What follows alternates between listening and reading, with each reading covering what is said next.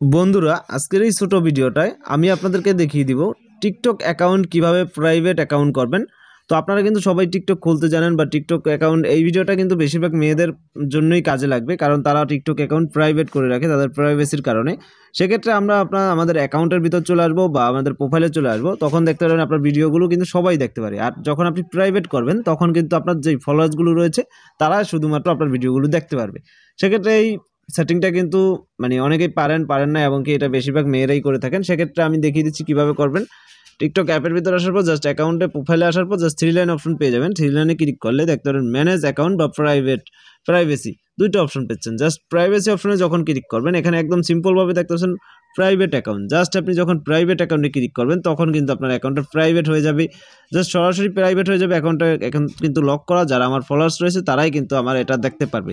আমি যাদেরকে follow back দিয়েছি বা ফলোয়ার্স রয়েছে তারাই এই এখন যেই টিকটকগুলো ছাড়বো ভিডিওগুলো ওইগুলো দেখতে পারবে। তো এভাবেই কিন্তু প্রাইভেট করে নিতে পারবেন আপনার অ্যাকাউন্টটা। এছাড়া যারা আনপ্রাইভেট করতে চান তারা আবার এখানে ক্লিক করে জাস্ট এখানে ক্লিক করে প্রাইভেট অফ করে দিতে পারবেন। সব কিছু এভরিওয়ান হয়ে যাবে। তো আশা করি বুঝতে পারছেন কীভাবে কী করবেন। বিস্তারিত সেটিংটা দেখিয়ে দিলাম। আজকের ভিডিওটা এ পর্যন্তই। ভিডিওটি ভালো লাগলে ভিডিওতে লাইক শেয়ার করে কমেন্টে সকল প্রকার মতামত জানিয়ে চ্যানেলটিকে সাবস্ক্রাইব করে রাখবেন। ধন্যবাদ।